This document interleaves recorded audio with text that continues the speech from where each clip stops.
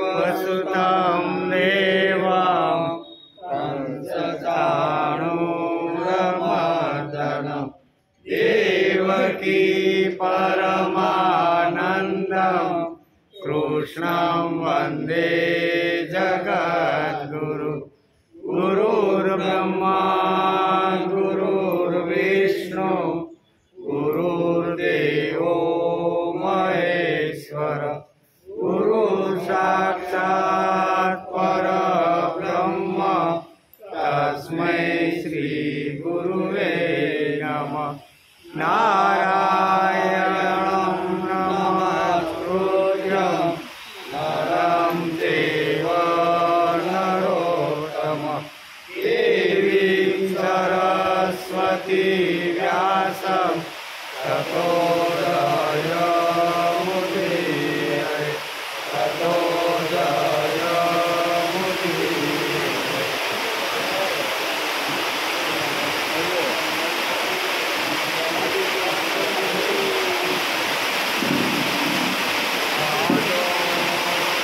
देवकी देवगण भजननं गोपी गृहे वर्धनं मायापूतजीवित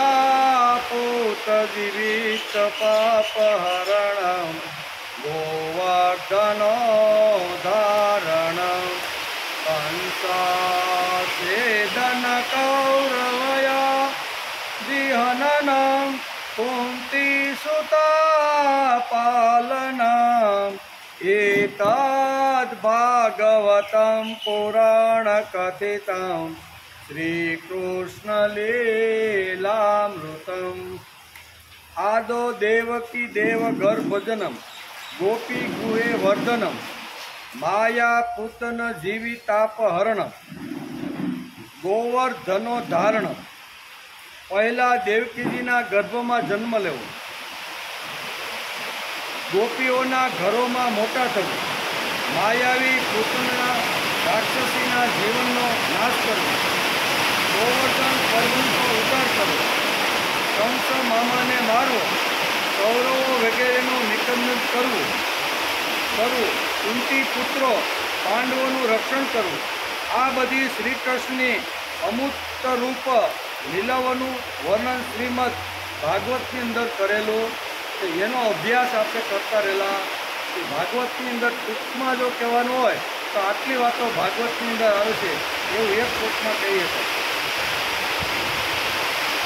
મૂલતો બ્રહ્મરૂપાય મધ્યંતો વિષ્ણુરૂપિણે અગ્રતા શિવરૂપાય અસ્વસ્થાય નમો નમઃ। મૂળમાં બ્રહ્માજી છે, પીપળાનું જે વૃક્ષ છે ને એમાં મૂળમાં શું છે? બ્રહ્મા, મધ્યમાં વિષ્ણુ ભગવાન અને આગળના ભાગમાં ઉપર શિવરૂપ છે। તેથી રોજ પીપળાના વૃક્ષને માણસે નમસ્કાર કરવા જોઈએ। બ્રહ્મા, વિષ્ણુ અને મહેશ આ ત્રણનો વાસ પીપળાના વૃક્ષની અંદર છે એમ આપણું શાસ્ત્ર આપણે સમજાવે। મૂળની અંદર બ્રહ્મા, મધ્ય ભાગમાં વિષ્ણુ અને ઉપરના ભાગની અંદર શિવ, એટલે બ્રહ્મા, વિષ્ણુ અને મહેશ આ ત્રણે પીપળાની અંદર એનો નિવાસ સ્થાન છે। તેથી રોજ માણસને બે હાથ જોડીને પીપળાને નમસ્કાર કરવા જોઈએ। પીપળાને રોજ નમસ્કાર કરવા। શ્રીમદ ભાગવત શરૂ થયો ને 264મો દિવસ। ગઈકાલે આપણે એકાદશા સ્કંદના 7મા અધ્યાયના 35 શ્લોક સુધી આપણે અભ્યાસ કર્યો, તો આપણો ટાઈમ પૂરો થઈ જતો। એમાં કઈ કઈ વાતો હતી થોડીક નજર ફેરવી લઈએ આપણે। ઉદ્ધવને ભગવાને આપેલો ઉપદેશ, આ વિષયમાં મહાત્માઓ એક ઇતિહાસ કહેતા આવ્યા છે, તે તમને હું કહું છું। બરાબર ને? ભગવાન ડાયરેક્ટ અહીંયા કહેતા નથી, પણ મેં જે આવી રીતના અવધૂત પાસેથી જે કાંઈ ઇતિહાસ સાંભળ્યો છે, યદુ રાજાને જે કીધો હતો એ તમને કહું છું। એનો વિચાર પણ આપણે ગઈકાલે કર્યો। તે ઇતિહાસ પરમ તેજસ્વી અવધૂત દત્તાત્રેય અને યદુ રાજાનો સંવાદ છે। આમ શ્રી કૃષ્ણ ઉદ્ધવને કહે છે, એકવાર ધર્મના મર્મજ્ઞ યદુ રાજાએ જોયું કે એક ત્રિકાળદર્શી તરુણ અવધૂત બ્રાહ્મણ નિર્ભયતાથી વિચરી રહ્યા છે. કેવા? યદુએ જોયું કે એક આવી રીતના તેજસ્વી, તત્વદર્શી, ત્રિકાળદર્શી આવા એક અવધૂત એટલે ફક્ત હાથની અંદર કમંડળ અને એક હાથમાં ચોટી છે એવા આવી રીતના અવધૂત સમાજમાં વિચરી રહ્યા છે. એ એમણે જોયું.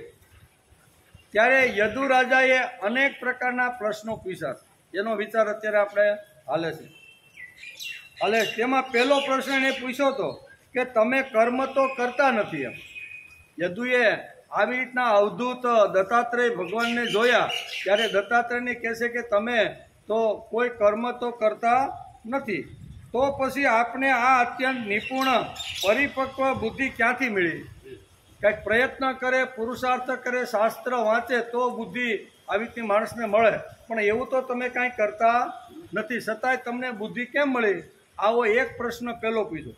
બીજો પ્રશ્ન પૂછ્યો કે જે બુદ્ધિનો આશ્રય લઈને આપ પરમ વિદ્વાન હોવા છતાં પણ બાળકની જેમ સંસારમાં કેમ વિચરો છો? આટલા મોટા વિદ્વાન, આટલા મોટા જ્ઞાની, બરાબર ને, પણ છતાંય બાળકની જેમ તમે વિચરતા રહેલા છો. આ બીજો પ્રશ્ન કર્યો.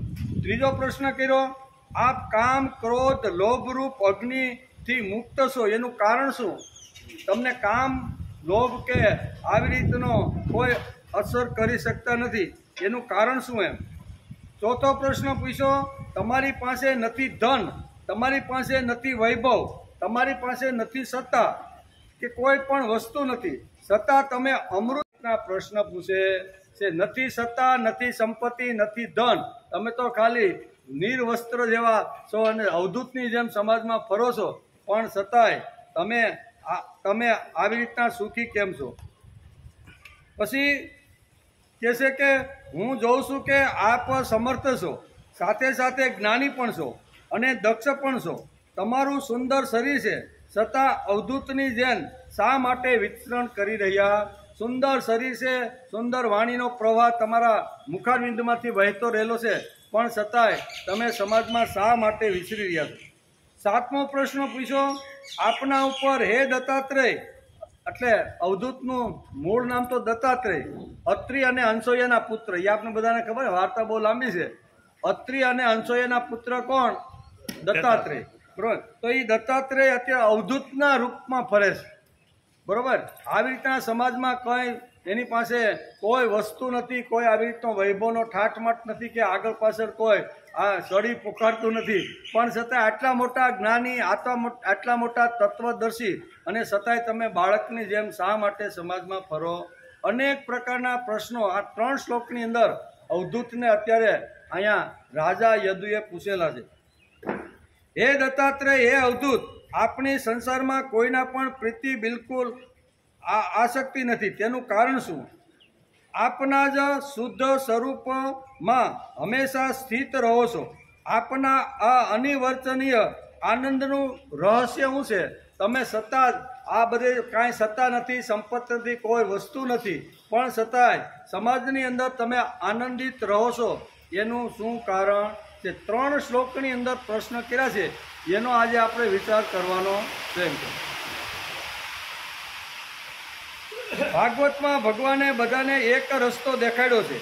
તું જીવનમાં ફલાણા ગુણો લાવ એમ ભગવાન કહેતા નથી, ડાયરેક્ટ કહેતા નથી કે તું આ ગુણ લાવ એમ. વાયા ભગવાન બધા ગુણો આપવાનો પ્રયત્ન કરે છે.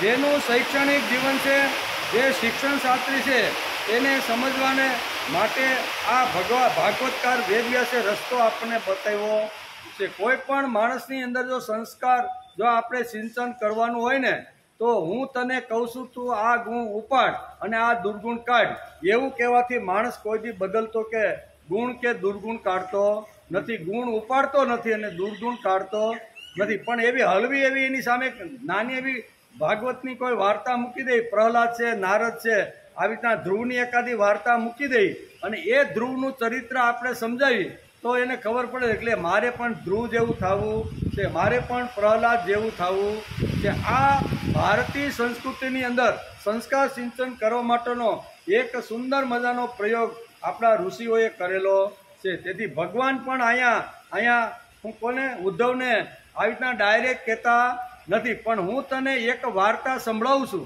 બની ગયેલી પૌરાણિક અથવા ઐતિહાસિક જે ઘટના છે ને, યદુ અને અવધૂતનો જે કાંઈ સંવાદ થયો ને, એ સંવાદના રૂપની અંદર મેં જે કાંઈ સાંભળ્યું છે એ જ બેઠો સંવાદ હું તને સમજાવું છું. આમ કે તો ઉદ્ધવની અંદર ખબર ન પડતા ગુણો અને સંસ્કારો આવી જાય છે.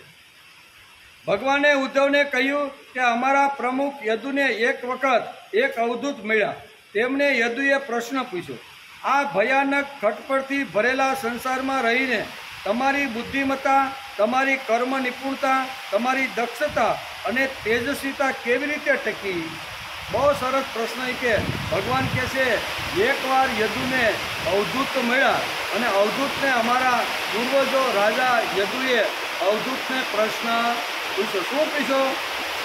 પ્રશ્ન પૂછ્યો કે આ ભયાનક ખટપટમાં આ ભયાનક ખટપટમાં ભરેલા સંસારમાં રહીને તમારી બુદ્ધિમત્તા, તમારી કર્મ નિપુણતા, તમારી દક્ષતા અને તેજસ્વીતા કેવી રીતે ટકી? તમે આ બધું ટકાવી રાખ્યું છે ને, એ બહુ સારું કહેવાય. નકર ગમે એવા ભયંકર આવી રીતના કાળની અંદર ગમે એવો સજ્જન, ગમે એવો સાત્વિક હોય ને, પણ ખરાબ લોકોની સાથે સંગ થાય એટલે આ ચાર વસ્તુ તો જતી રહે. કે તમારી અંદર ટોચની બુદ્ધિમત્તા હતી એ તમે ટકાવી, તમે સતત કર્મ નિપુણ રહ્યા એ પણ તમે પ્રયત્ન કરીને ટકાવ્યો, તમારી દક્ષતા અને તેજસ્વીતા પણ આવા ભયાનક કાળની અંદર ભયંકર લોકોની વચ્ચે રહીને તમે ટકાવી છે. બરાબર ને? આવો પ્રશ્ન અત્યારે કેવી રીતે ટેકી, એવો પ્રશ્ન યદુ રાજાએ અત્યારે કોને પૂછ્યો છે? અવધૂતને પૂછેલો છે. કામ ક્રોધમાં બળવાવાળી દુનિયામાં રહીને સમાધાની, તૃપ્ત, સંતુષ્ટ અને પ્રસન્ન તમે કેમ રહો છો? ભગવાને આના માટે કોઈ વાર્તા ઊભી કરી નહીં, પણ યદુ અને અવધૂતનો સંવાદ ઉદ્ધવની સામે મૂકી દીધો. ઉદ્ધવને જ્ઞાન જોતું હતું, તત્વજ્ઞાન જોતું હતું, એને જીવન વિકાસ માટે ઘણી બધી વસ્તુની જરૂર હતી. ત્યારે ભગવાને એની સામે એક આ ચરિત્ર મૂકી દીધું. કોનું? યદુ રાજાનું, એના પૂર્વજ યદુ હતા તેનું, અને અવધૂતનું ચરિત્ર મૂકીને કહે છે કે આ ગુણો જેવી રીતના રાજાની અંદર અવધૂતે જે નિર્માણ કર્યા, બરાબર ને, તો એનું વર્ણન હું તમે કરું. આમ કરી અને અહીંયા આખો ઇતિહાસ કહેવાની શરૂઆત કરે છે. કામ ક્રોધમાં બળવાળી દુનિયામાં રહીને સમાધાની રહેવું એ તો બહુ અઘરું છે. ચારે બાજુ આવી તો કચરાટ થતો હોય અને આપણે સમાધાની રહેવું એ તો ખૂબ જ અઘરું. લઈ લો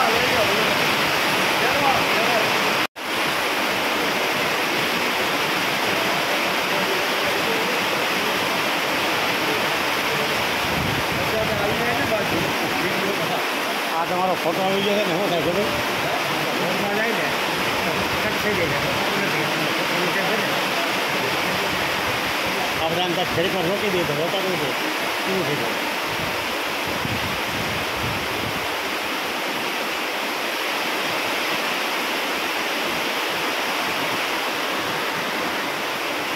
હવે જોજો ઠંડક કરી દીધી, ઠંડક થઈ ગઈ.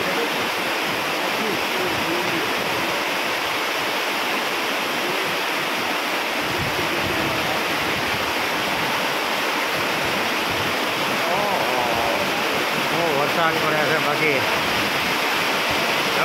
વરસાદ વરસાદ વરસાદ આવે વરસાદ. વાહ ભાઈ વાહ, વાહ પ્રભુ.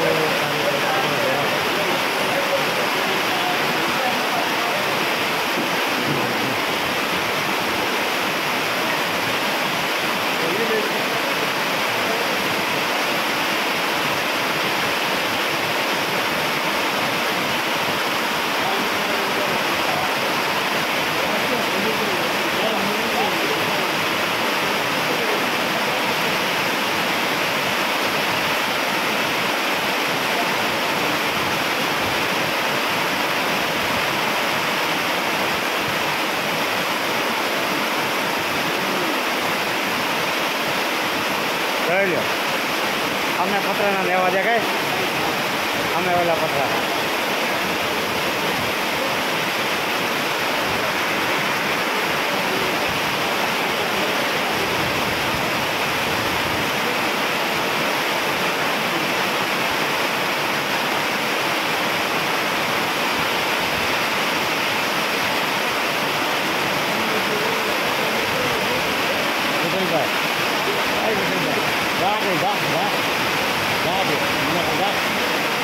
નાખી જા હું દેવું કે જા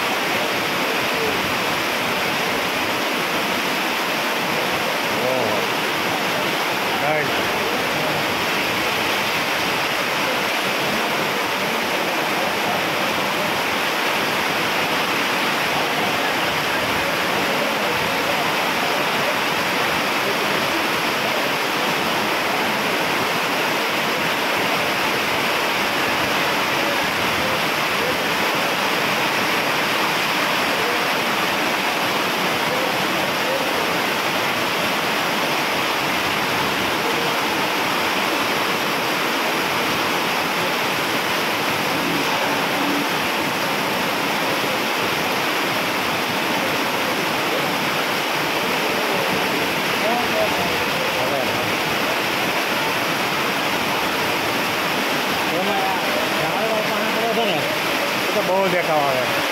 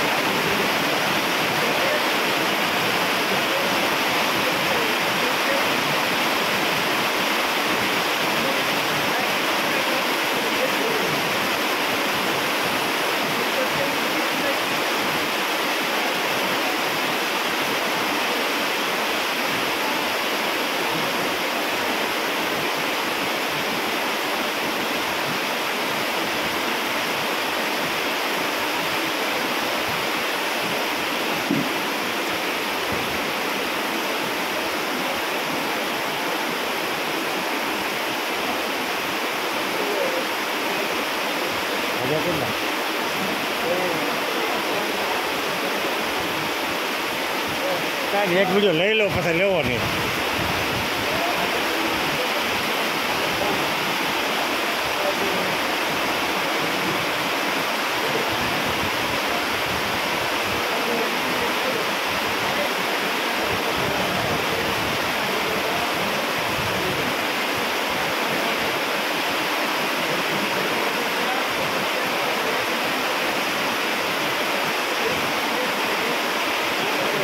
વિડીયો આ સાઈડે સારો આવે આ બધું પ્રકાશ આવે નથી આવતો આ સાઈડે સારો આવે આ ઝાડવામાં જો કેવો દેખાય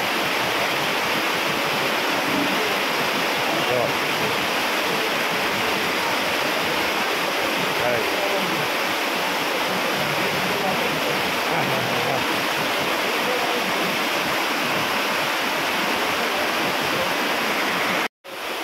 7મા અધ્યાયનો વિચાર કરી છે લો અધ્યાય 7મો અને એમાં ઉદ્ધવ ભગવાનને આખું તત્વજ્ઞાન સમજાવવાની વાત કરે છે જ્ઞેય અને જ્ઞાન તો એના બારામાં ભગવાન કૃષ્ણ સીધા ડાયરેક્ટ પોતે જ્ઞાનની શરૂઆત ન કરતા અહીંયા એક ઇતિહાસ કહેવાની શરૂઆત કરે છે કે મેં જે સાંભળ્યું છે ને એ હું તમને કહી રહ્યો છું એમ કરીને યદુ અને ઉદ્ધવનો જે સંવાદ ચાલે છે એ સંવાદ અહીંયા ભગવાન અત્યારે ઉદ્ધવને સમજાવે કે ડાયરેક્ટ જ્ઞાન આપતા નથી પણ મેં કોઈની પાસેથી સાંભળ્યું બંનેના સંવાદ મેં સાંભળ્યો અને એમાં જે ચર્ચા થઈ એ વાત હું તમને કહું છું આમ કરીને ઉદ્ધવને ભગવાન આવી રીતનું જ્ઞાન આપે તો એનો વિચાર હાલે છે આમાં કૃષ્ણની બુદ્ધિની નમ્રતા આપણે દેખાય છે ભાગવતની અંદર ભગવાન કૃષ્ણની બુદ્ધિની આવી રીતે નમ્રતા દેખાય છે નમ્રતા જબરદસ્ત છે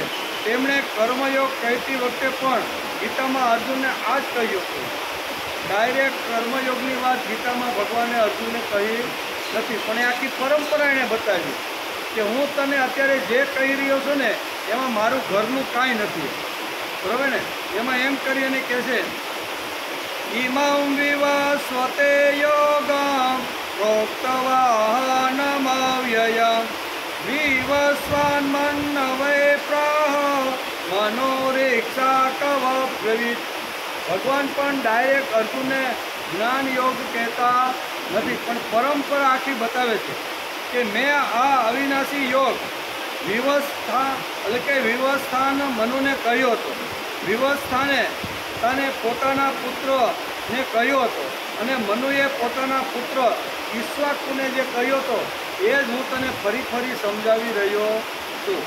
વાસ્તવમાં બધું જ જ્ઞાન એમનું જ છે. શિક્ષણ શાસ્ત્રીઓને સમજાવવાનું છે કે તમે અમુક ગુણો ઉપાડો એવું નથી કહેતા.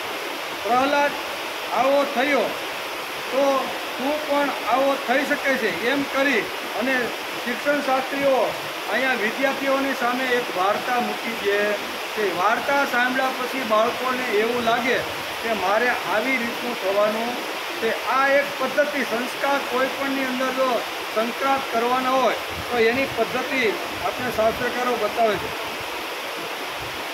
સાંભળીને માણસ આવું નિશ્ચિત કરે છે તેને સંસ્કાર કહે છે.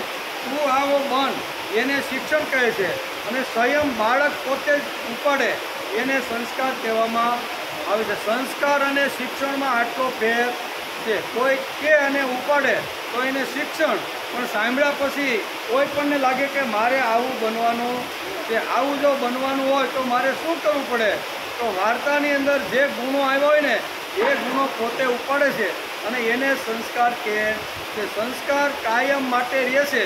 શિક્ષણ સમય પૂરતું જેટલી જરૂરિયાત હોય ત્યાં સુધી, પછી તો પરીક્ષા આપ્યા પછી છોકરાઓના ચોપડા પૂછી ક્યાં ભાઈ એ તો પશ્ચિમમાં વ્યાઈ જાય.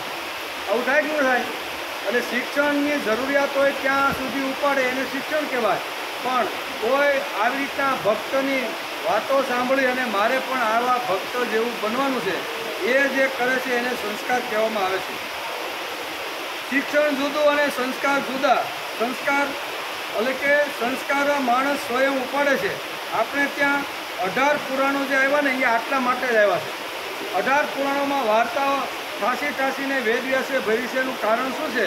આવી વાર્તાઓ કહી અને સમાજની અંદર આવા ગુણો સમાજ ઉપાડે, બરાબર ને? પછીમાં પ્રહલાદ હોય, ધ્રુવ હોય, પરાશર હોય, વશિષ્ઠ હોય, વિશ્વામિત્ર, આવી ઘણી અનેક પ્રકારની વાર્તાઓ પુરાણોમાં આપણે જોવા મળે છે કે આવી રીતના હતા અને ધીમે ધીમે આવી રીતના બની ગયા. તો આ પુરાણોમાં આ બધી વાર્તા છે. તેથી ભગવાને ઉદ્ધવને યદુની ઘટના કહી. યદુએ અવધૂતને ઘણા બધા પ્રશ્નો પૂછ્યા, એ આપણે જોયા. ડાયરેક્ટ કહેતા નથી, પણ ભગવાને આખી અવધૂત અને અહીંયા એની આખી વાત કરીને શરૂઆત કરી છે. પ્રથમ ગુરુ છે પૃથ્વી. એવો પ્રથમ ગુરુ કોણ છે? પૃથ્વી. એ આપણે ગઈકાલે પણ અહીં પહોંચ્યા અને આપણો સમય પૂરો થઈ ગયો. યતો યદુ ન શિક્ષામિ યથા વા બહુઆત્મજા તતથા પુરુષ વ્યાઘ્ર નિબોધ કથયામિતં ભૂતેરા પરાક્રમણોપી ધીરો દેવાવના ગુણે તદ વિદ્વાન તલેન્માર્ગ શિક્ષમ ચેરતતિંકમ શાશ્વત ભાર્તવેહેય પરાથે કાંત સંભવ સાધુ શિક્ષેત ભૂભૂતો નગ શિષ્ય પરાત્મન.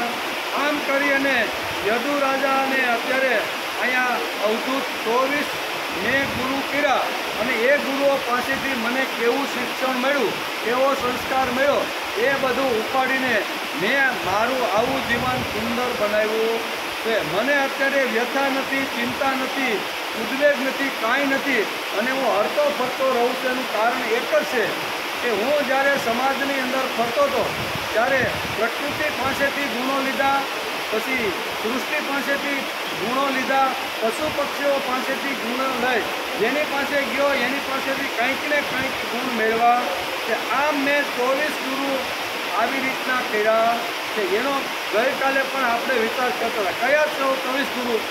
પૃથ્વી, વાયુ, આકાશ, જળ, અગ્નિ, ચંદ્રમા, સૂર્ય, કબૂતર, અજગર, સમુદ્ર, પતંગિયું, મધુમક્ષિકા, હાથી, મધપુડા, લૂંટનાર, પારધી, હરણ, માછલી, પિંગલા, ટીટોડી, બાળક, કુંવારી, કન્યા. આ 24 મારા ગુરુ છે. કેવા? આને મેં ગુરુ તરીકે માન્યા છે. એવું અત્યારે અવધૂત રાજા અત્યારે યદુને કહે છે. કારણ કે પ્રશ્ન એનો એ જ હતો કે તમે હરો છો, ફરો છો, સત્તા નથી, સંપત્તિ નથી, હાથની અંદર કાંઈ બીજું કાંઈ સાધનો નથી, અને તમારો ચહેરો આવી રીતનો હસતો કેમ છે? તમે આટલા બધા આનંદમાં કેમ ફરો છો? ત્યારે અવધૂતે કીધું કે સમાજમાંથી આવી રીતના પ્રકૃતિ હોય, પછી પશુ પક્ષી હોય, કંઈ પણ હોય, તો એની પાસેથી મેં બધા ગુણો ઉપાડ્યા અને મેં એને ગુરુ બનાવ્યા. તો એમ કરીને પ્રથમ પૃથ્વી મારો ગુરુ કેવી રીતનો બન્યો એનું સુંદર વર્ણન અહીંયા સમજાવવાનો પ્રયત્ન કર્યો છે. પૃથ્વીનું દ્રષ્ટાંત આપતા ભગવાન દત્તાત્રેય રાજાને કહ્યું કે હે રાજન, અન્ય લોકો તેને ચાહે એટલું દુઃખ કેમ ના આપે? તે બધા દુઃખોને જ્ઞાનીઓ પ્રારબ્ધ અનુસાર માનીને પોતાની સ્વરૂપ સ્થિતિ લેશ માત્ર પણ વિલક્ષણ ન થવું. આ મેં પૃથ્વી પાસેથી ક્ષમાયાચનાનો ગુણ એની પાસેથી મેં લીધો છે. પૃથ્વી ઉપર ગમે તેટલા લોકો એને તોડે ફોડે વીખી નાખે, પણ મેં હંમેશા એને ક્ષમા જ કરી છે. જેમ પૃથ્વી આવી રીતનું તોડનાર ફોડનાર અથવા ખોદનારને ક્ષમા કરે છે, એમ મેં પૃથ્વી પાસેથી આ ગુણ મેળવ્યો. પહેલો જ આ પૃથ્વી પાસેથી આ ગુણ મેં લીધો છે. પૃથ્વીની સમગ્ર ક્રિયા પરોપકાર માટે છે. પૃથ્વીને ધારણ કરનારા પર્વતો અને વૃક્ષોથી પણ મેં પરોપકારની ભાવના શીખી છે. પ્રથમ મારો ગુરુ છે એ પૃથ્વી માતા છે. પૃથ્વી માતા પાસેથી આ બધું મેં મેળવ્યું છે. મેં તરત જ મેં પૃથ્વી માતાને ગુરુ બનાવી દીધા. પ્રથમ ગુરુ છે મારો પૃથ્વી. ગુરુ પાસેથી કયા ગુણ ઉપાડ્યો? પંચમહાભૂતો જેને હેરાન કરે છે તે છતાં તે ક્ષમા વૃત્તિ છોડતી નથી, એવી પૃથ્વી માતાને મેં પ્રથમ ગુરુ માની. બરોબર ને? એ ગમે તેટલું લોકો કરે પણ એ સહન જ કરે છે. એને તોડો પાડો પણ પૃથ્વી હંમેશા સહન કરતી રહેલી છે. તેથી સહનશીલતાનો જે ગુણ છે, પરોપકારનો જે ગુણ છે, આ ગુણ મેં પૃથ્વી માતા પાસેથી ઉપાડ્યો. તેથી પૃથ્વી મારો પ્રથમ ગુરુ છે. તાપમાં ફક્ત બહાર જવાથી બળી જવાય છે, તો પૃથ્વી કેટલી બળતી હશે? આપણે 41 ડિગ્રી આવીને તો હાહાકાર મચાવી દીધો. તાપની અંદર હવે ભાઈ કોઈ બહાર નીકળતા નહીં. સરકાર પણ જાહેરાત કરી છે કામ વગર તમારે 42 ડિગ્રી તાપ અત્યારે સુરતમાં તપે છે, કામ વગર કોઈએ બહાર નીકળવાનું. શા માટે ભાઈ? જો 42-43 ડિગ્રી આવી રીતનો જો સૂર્ય તપતો હોય અને એ જો મનુષ્ય માત્ર સહન કરી શકતા ન હોય, તો પૃથ્વી માતાએ કેટલું સહન કર્યું હશે? તેથી અહીંયા દત્તાત્રેય એટલે અવધૂત અહીંયા રાજા યદુને કહે છે કે તપતી રહેલી જે પૃથ્વી છે એના ઉપર સૂર્યનો ભયંકર તાપ અને અગ્નિ વર્ષા થાય છે, પણ એ આ ક્ષમાશીલ હોય છે અને એ છોડીને ક્યાંય જાતી નથી. આ ગુણ મેં એની પાસેથી લીધો. એવી પૃથ્વી માતાને મેં પ્રથમ ગુરુ બનાવ્યા. તાપમાં ફક્ત બહાર જવાથી બળી જવાય છે, તો પૃથ્વી કેટલી બળતી હશે? છતાં પૃથ્વી ક્ષમાશીલ છે. આ ગુણ મેં તેમાંથી ઉપાડ્યો. સંસ્કૃત વાંગ્મયમાં પૃથ્વીનું બીજું નામ છે સર્વસહા. પૃથ્વીના ઘણા બધા નામો છે, એમાં એક નામ છે સર્વસહા. પૃથ્વી બધું સહન કરે છે. તેવી જ રીતે પૃથ્વીના એક ભાગને પર્વત કહેવામાં આવે છે. પૃથ્વી ઉપર જે કાંઈ વૃક્ષો વનસ્પતિ પર્વત છે એ પૃથ્વીનો જ એક ભાગ છે. એમ અત્યારે યદુને અત્યારે અહીંયા અવધૂત આવી રીતના સમજાવે છે કે સર્વસહ પૃથ્વી બધું સહન કરે છે. તેવી જ રીતે પૃથ્વીના એક ભાગને પર્વત કહેવામાં આવે છે. પર્વતમાંથી નીકળતી નદીઓ અને વૃક્ષો પાસેથી મેં પરોપકારનો ગુણ લીધો. એમ અવધૂત અત્યારે અહીંયા રાજા યદુને સમજાવે છે કે રાજા યદુને કહે છે કે તપતા રહેલા તાપની અંદર ચારે બાજુ આવી તો હાહાકાર મચી રહ્યો છે, બરાબર? અજ્ઞાન અંધકાર વેમની અંદર પડેલો સમાજ, એની અંદર તમે ફરતા રહેલા છો, પણ છતાંય તમે આનંદિત કેમ છો? તમે એના જેવા કેમ થતા નથી? ત્યારે કહે છે મેં 24 ગુરુ જે ધારણ કર્યા ને, એ 24 ગુરુના હિસાબે હું અત્યારે હસતો રમતો કિલોલ કરતો મન ઉપર કોઈ પ્રકારની બીજી અસર ન થવા દેતા ફક્ત ભગવાનનું નામ, ભગવાનનું કામ, ભગવાનનો વિચાર અને ભગવાનનું સ્મરણ કરતો કરતો અવધૂતની જેમ હું ફરતો રહેલો છું. એમ દત્તાત્રેય અત્યારે કોને કહે છે? રાજા યદુને કહે છે કે માએ આવા 24 ગુરુ કર્યા અને એમાં પ્રથમ જે ગુરુ છે ને એ મારો પૃથ્વી છે. પંચમહાભૂતોમાં જે 5 તત્વો છે એ 5 તત્વોની અંદર પહેલું જે તત્વ છે એ પૃથ્વી છે અને પૃથ્વીને મેં આવી રીતનો ગુરુ બનાવ્યો. શા માટે? કે પૃથ્વી માતાનો એક ભાગ છે પર્વતો અને પર્વતોની અંદર રહેલા જે વૃક્ષો છે અને પર્વતમાંથી નીકળતી રહેલી જે ખળખળ જે નદીઓ છે, ઝરણાઓ છે, બરાબર, એ પણ પરોપકાર માટે વહેતા રહેલા છે. વૃક્ષો પણ પરોપકારનું કામ કરે છે. વહેતા રહેલા ઝરણા પણ બીજાને શાંતિ મળે, બીજાની આવી તૃષા શાંત થાય, બીજાને ખેતીમાં પાણી મળે. તેથી હિમાલયની ટોચમાંથી ઝરણાઓ નીકળી અને મેદાનની અંદર આવી અને હજારો લોકોને આવી રીતનું કામ કરે. એટલે પરોપકારની જે વૃત્તિ છે ને એ મેં પર્વત પાસે અને નદીઓમાં વહેતા રહેલા ઝરણા પાસેથી શીખી. તેથી પ્રથમ મારો ગુરુ કોણ છે? પ્રથમ મારો ગુરુ પૃથ્વી માતા. બહુ સરસ રીતે અવધૂત અત્યારે પૃથ્વી માતાનું વર્ણન કરતા આ રીતે કહે છે, પર્વતમાંથી નીકળતી નદીઓ અને વૃક્ષો પાસેથી મેં પરોપકારનો ગુણ લીધો. કોઈની પાસે પડેલા ગુણો મેં ઉપાડ્યા. હું જ્યાં જ્યાં ફર્યો એની અંદર જે કાંઈ ગુણ હતા ને એ ગુણ જ મેં ઉપાડ્યા છે. કારણ કે માણસ ગુણ અને અવગુણ એવા ગુણ અને બેથી ઓછા વધતા પ્રમાણમાં ગુણ અવગુણ હોય પણ થોડાકો દુર્ગુણ અથવા અવગુણ તો પડેલા હોય છે. મેં દુર્ગુણ પ્રત્યે ન જોતા, એના અવગુણ પ્રત્યે ન જતા, એ માણસ વૃક્ષ હોય, વનસ્પતિ હોય, પશુ હોય તો એમાં ગુણ કયો છે? એને પછી જેમ જીવવું હોય જીવે, પણ એની અંદરનો જે ગુણ છે ને એ ગુણ મેં ઉપાડવાનો પ્રયત્ન કર્યો. ભાગવત આપણને આ સમજાવે છે. આપણે પણ સમાજમાં હરવાનું, ફરવાનું, બધી જગ્યાએ જવાનું, ત્યારે અનેક પ્રકારના લોકો આપણને મળે, બરાબર ને? એમાં ઘણા આપણા કરતાં મોટા હોય, આપણા કરતાં નાના હોય, આપણા કરતાં આવી રીતના વૈભવની ટોચ ઉપર ઘણા પ્રકારના લોકો મળતા હોય છે. તો એની અંદર ગુણ દોષ બધું હોય છે, પણ આપણે એના અવગુણ કે દોષ ન ઉપાડતા ગુણ ઉપાડવો જોઈએ. ગુણ ઉપાડ્યા છે તેથી હું હસતો, રમતો, કિલોલ કરતો. મારું જે જ્ઞાન ઇન્દ્રિય છે ને એની ઉપર કોઈ પ્રકારની ભૌતિક અસર થતી નથી. એનું કારણ શું છે? નકર ષડ રીતો તો તૈયાર થઈને જ બેઠા છે કે ક્યારે માણસને ભરખી લઉં એમ છે, બરાબર? કામ, ક્રોધ, લોભ, મોહ, માયા અને મત્સર, આ ષડ રીતો છે ને એ તો તરાપો મારીને બેઠા છે. માણસ થોડો આડો અવળો થાય, આડું અવળું વિચારે ને તો સીધો એના ઉપર તરાપ મારું. પણ અવધૂત કહે છે કે ષડ રીતો પણ મારું કાંઈ બગાડી શકતા નથી. કારણ કે મેં પૃથ્વી માતાને પ્રથમ ગુણ માન્યો છે. પરોપકારની વૃત્તિ પૃથ્વી માતા પાસેથી હું શીખું છું. પૃથ્વી પાસે ક્ષમાશીલતાનો આ ગુણ છે. તે સર્વસહા છે. એટલે કે ઉદ્ધત માનવ પૃથ્વી પર ફરે છે, પૃથ્વી પર અનાજ પેદા કરે છે, પૃથ્વીના પેટળમાંથી પાણી કાઢે છે, છતાં પણ તે પૃથ્વીને નમસ્કાર કરવા જેટલી એનામાં ખાનદાની નથી. આ આપણને સમજાવે છે કે પૃથ્વી માતાને ખોદે છે, ઊંડે જાય છે, પાણી ખેંચે છે, જેની અંદર ઘણું બધું વાવીને ઘણું બધું ઉત્પાદન કરે છે. મોટી મોટી સોનાની ખાણ હોય, કોલસાની ખાણ હોય, એમાંથી અનેક પ્રકારના રત્નો ખોદીને કાઢે છે. પણ માણસ આજે એવો નગુણો થઈ ગયો છે કે જેની પાસેથી આટલું બધું અમને રત્ન જેવું પ્રાપ્ત થાય છે, તો સવારમાં ઉઠ્યા પછી મારે પૃથ્વી માતાને પ્રથમ નમસ્કાર કરવો જોઈએ. અહીંયા આપણે શાસ્ત્રકાર આ સમજાવે છે કે આપણે નગુણા ન બનતા, બરાબર? આપણે જ્યારે પથારીમાંથી આપણે ઉઠીએ, કર દર્શન થઈ ગયું.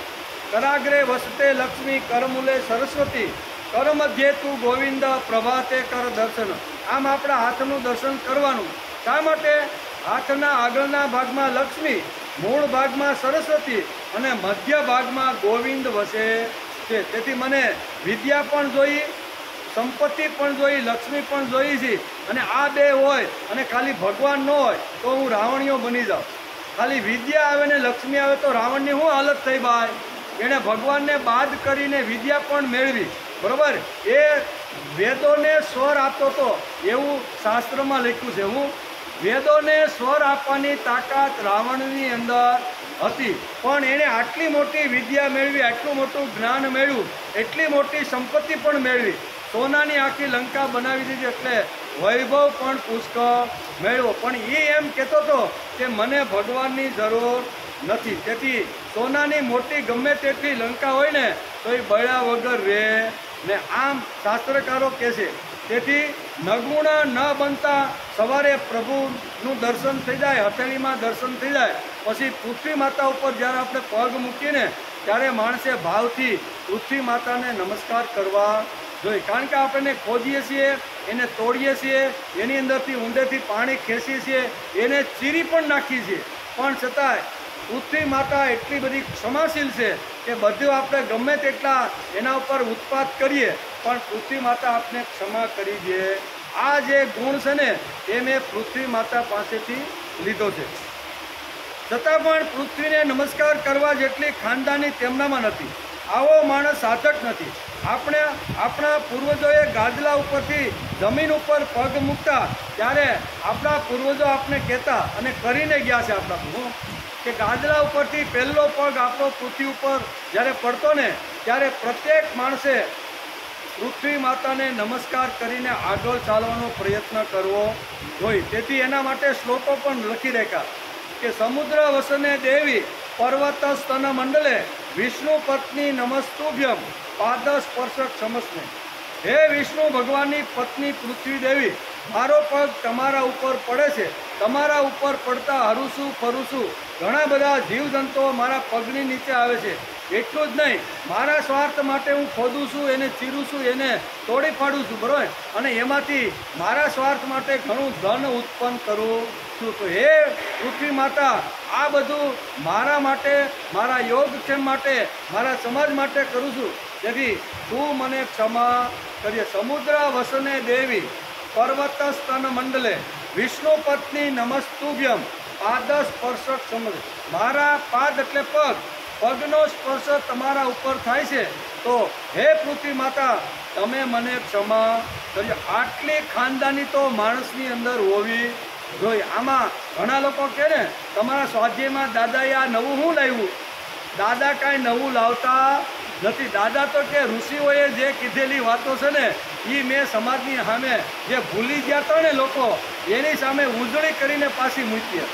આપણા પૂર્વજો આવા હતા, પથારીમાંથી ગાદલામાંથી પગ જ્યારે નીચે મૂકતા ને ત્યારે માતાને નમસ્કાર કરતા. આટલી ખાનદાની એનામાં હતી. ધીમે ધીમે કળિયુગ આવ્યો, બધા ભૂલતા ગયા અને જનાવરની જેમ પથારીમાંથી ઉઠીને ભાગતો થઈ જાય છે.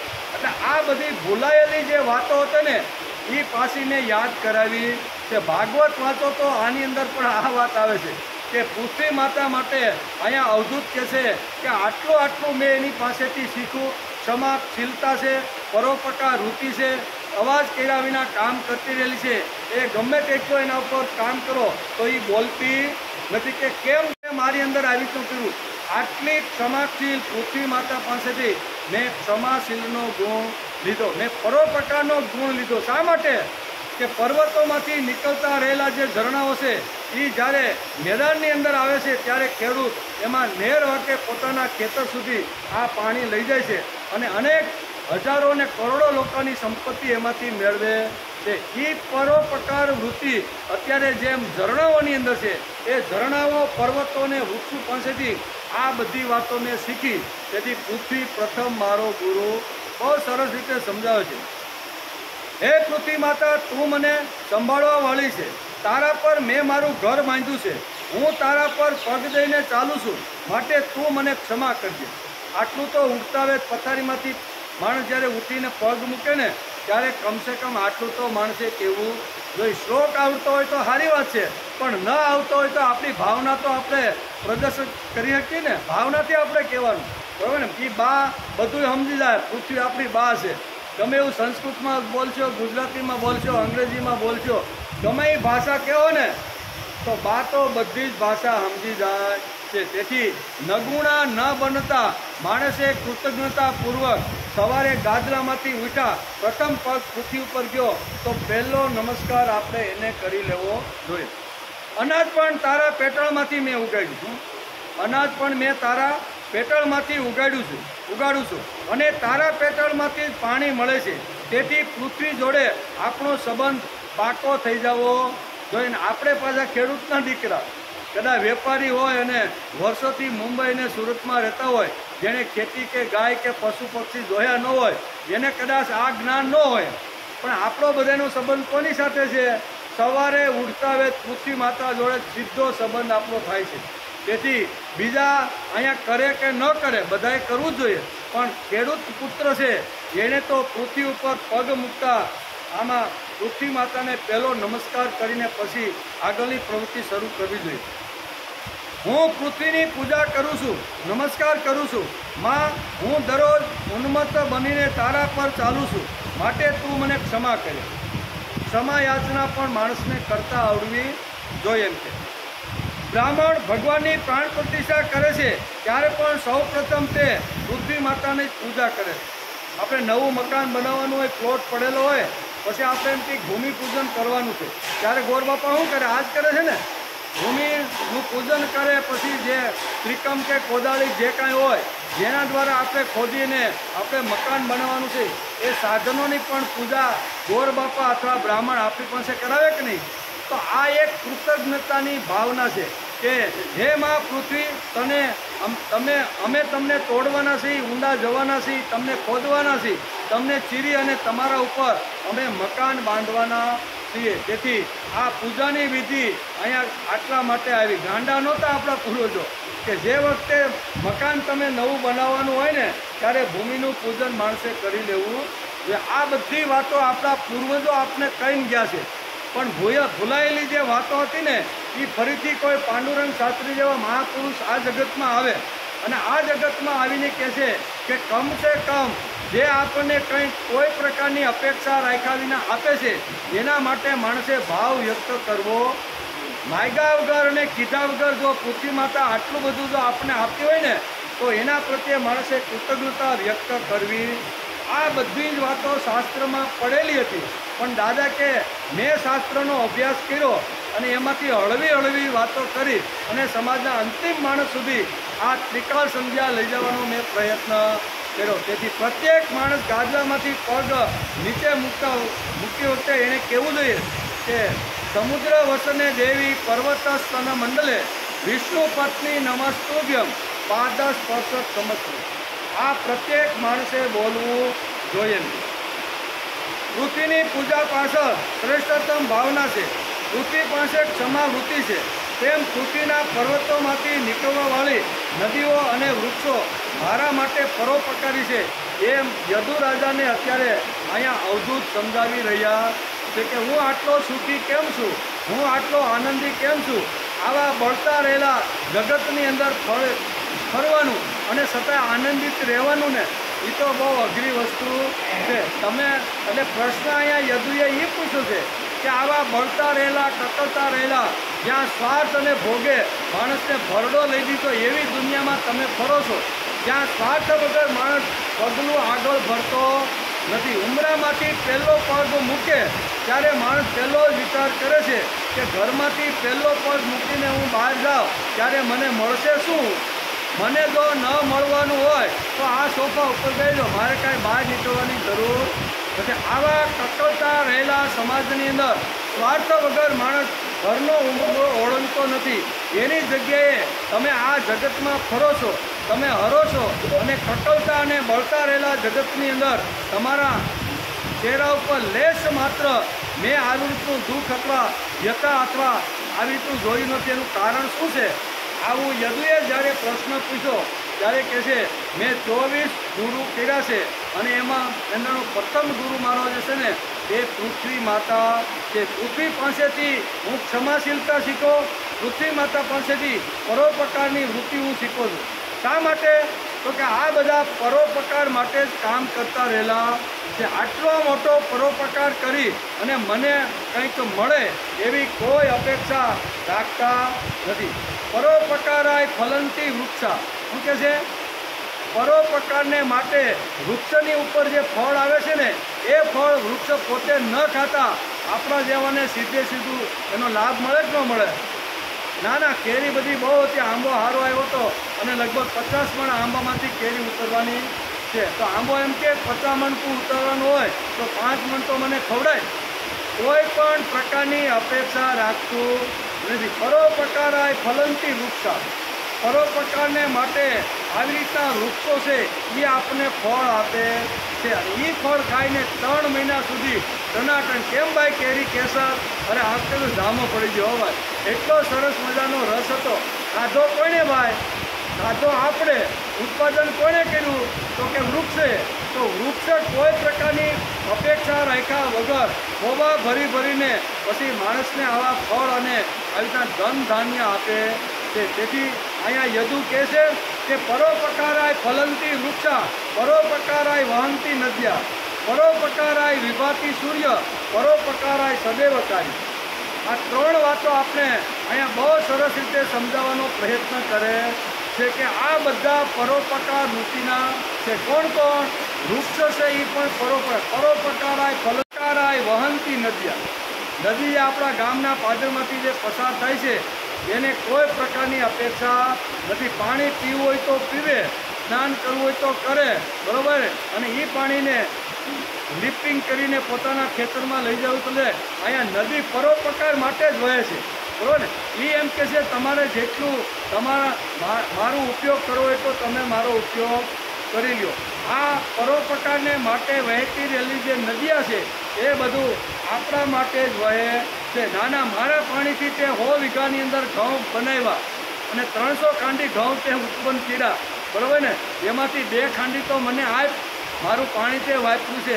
એમ ગંગા કે યમુના કે આપણે આ તાપીમાંથી નીકળતી રહેલી જે નદીઓ છે અને નહેરો છે એ કોઈ દી આપણી પાસેથી માગે છે? એ તો કે હું તો પરોપકારને માટે વહેતી રહેલી. તો જેને જેવી રીતનો ઉપયોગ કરવો હોય ને એ કરી શકે છે. તેથી યદુને અત્યારે બહુ સરસ રીતે અહીંયા પરોપકાર અને ક્ષમાવૃત્તિ આ 2 ગુણો મેં પૃથ્વી માતા પરથી લીધા. આમ વારંવાર યદુને સમજાવે છે. તેથી હું હસતો રમતો કિલોલ કરતો બરાબર ને, કોઈ મને આદર આપે, કોઈ મારું સન્માન કરે, એવી મને કોઈ પ્રકારની અપેક્ષા નથી. હું તો ફરું છું, હરું છું અને મારી પાસે જે તત્વજ્ઞાન છે એ સમાજના અંતિમ માણસ સુધી હું આવી રીતનો કહેતો રહેલું છું. તેથી હું અત્યારે આટલો આનંદી છું. આમ યદુ રાજાને અહીંયા અવધૂત પહેલો પ્રશ્ન જે પૂછ્યો હતો એના જવાબમાં આ આપે છે. યદુ એટલે કે રાજા યદુને અવધૂત કહે છે કે ક્ષમાશીલતા અને પરોપકારપણું આ 2 વાતો હું પૃથ્વી પાસેથી શીખો. પૃથ્વી પાસેથી ઘણું બધું હું શીખું છું. એમ કરી અને આ યદુ રાજા કહે છે પરોપકાર કરવો જોઈએ અને તે એવી રીતે કરવો જોઈએ કે હું પરોપકાર કરું છું એવું બીજા કોઈને લાગવું ન જોઈએ. નહીંતર આપણે કામ થોડું કરી, ખબર છે આટલું વહેલો આવશે ને એટલે આટલું મેં કરી નાખ્યું એમ. કોઈને ખબર ન હોય તો ખબર પાડવા માટે પણ મોઢામાંથી શબ્દ નીકળે. શાસ્ત્રકારો આપને સમજાવે છે કે આટલો મોટો પરોપકાર જો વૃક્ષો કરતા હોય, નદીઓ કરતી હોય તો એ કોઈ દી કહેતી નથી, એ તો એનું કામ કરતી જાય છે. તો આ બધું મેં આ કોની પાસેથી શીખો? આ વૃક્ષો અને વહેતા રહેલા જે ઝરણા છે પૃથ્વી માતાના પેટાળની અંદર, આ બધું જે ધન ધાન્ય છે એની ઉપરથી હું આ શીખું છું. મારે પણ પરોપકાર કરવાનો છે પણ અવાજ કરવાનો નથી. અવાજ કર્યા વિના કામ કરવાનું એ બહુ અઘરું છે. આપણે થોડું નાનું કરીને મોટું કરીને બતાવ્યું, કર્યું હોય નાનું એને એટલું જબરજસ્ત સમાજમાં લઈ જાય કે ભાઈ હું હતો ને તેથી આ બધું કામ થયું. ભગવાન આપણે જો નિમિત્ત બનાવતો હોય તો સારી વાત છે, પણ ઘણીવાર ભગવાન ગમે તેને નિમિત્ત બનાવી દે છે. જે વખતે ઘણીવાર આપણે પૃથ્વી માતાનું પૂજન કરવા માટે બ્રાહ્મણ આપણે ત્યાં પ્લોટની અંદર આવે અને ઉતાવળમાં ઘણીવાર ગણપતિ બાપાની મૂર્તિ ગોર બાપાને લેવાની ભૂલાઈ ગઈ હોય, ઉતાવળ બધું જ નાખ્યું હોય, પછી વિચાર કરે છે કે ભાઈ પૂજન માટે બધું આજનો બાજો ઢાળ્યો, બધું અનાજને જે કાંઈ મૂકવાનું હતું એ બધું કર્યું, પણ જોવે છે તો થેલીમાં ગણપતિ બાપા નીકળતા નથી. વિચાર કરે છે કે હવે શું કરવું? ગોર બાપા જ્ઞાની હોય છે, બ્રાહ્મણ જ્ઞાની અને હોશિયાર હોય છે. એ કહે છે શાસ્ત્રમાં લખ્યું છે કે હોપારી ઉપર તમે આવી રીતનું આહવાન કરી અને તમે એને નમસ્કાર કરીને બે તો એ ગણપતિ બની જાય. શું બની જાય? હોપારીને પણ ઘણીવાર ભૂલાઈ ગયેલા ગણપતિને આવી રીતના બ્રાહ્મણો એના ઉપર આહવાન કરે, એની ઉપર આવી રીતના ચોખા કંકુ નાખી અને ગણપતિનું આહવાન કરીને એને ગણપતિ સમજીને એ બાજોટ ઉપર પગત છે કે નહીં? ઘણીવાર ભૂલાય તો આપણે પણ નિમિત્ત બનાવે, આ હોપારીને નિમિત્ત બનાવ્યો કોણ? નકર અહીંયા ગણપતિની પૂજા થવી જોઈએ, પણ ગણપતિ ન હોય તો હોપારીને પણ નિમિત્ત બનાવીને બ્રાહ્મણ પોતાનું કામ કરી લે છે. એમ ભગવાન પણ પોતાનું કામ કરી લે. અર્જુને કે તારે નિમિત્ત બનવું હોય તો બન, નકર મારી પાસે તો ઘણા એવા અર્જુન્યા છે ને, હું ગમે એના ઉપર આવી રીતનું સાટીને બધાય ગણપતિ થઈ જાય. હું તને નિમિત્ત બનાવું છું. એટલે નિમિત્ત અને યશ જો તારે સ્વીકારવાનો હોય અને હસ્તિનાપુરની આટલી જબરજસ્ત કીર્તિ અને વૈભવ જો જોતવાનો હોય ને, તો તું ફક્ત નિમિત્ત બની જા. હું તો ગમે તેને નિમિત્ત બનાવી અને આનો કચડઘાણ કાઢવા માટે જ હું અવતાર લઈને હું આવ્યો છું. હું કાવા યદા યદા ઈ ધર્મસ્ય ગ્લાનિ, હું આટલા માટે તો આવ્યો છું.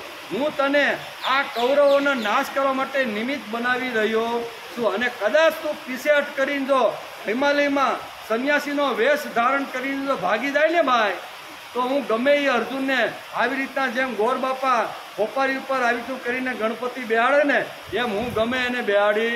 મારે તો આ જ ધંધો કરવા માટે હું આવ્યો છું. પણ તારે નિમિત્ત બનવું હોય તો તું નિમિત્ત બની જા. એમ આપણા આ કાર્યની અંદર પણ ઘણીવાર આવું પણ બનતું હોય. આપણે એમ થાય મેં એટલું કર્યું, મેં એટલું કર્યું, હું સૌ એટલે આ બધું હાલે છે, તો એ વાત ખોટી. એમ ભગવાન આપણે નિમિત્ત બનાવતા હોય તો આપણે ગૌરવ લેવું જોઈએ કે જે કામ બીજા નથી કરી શકતા એ હું કરી શકું છું. આ માણસને ગૌરવ હોવું જોઈએ.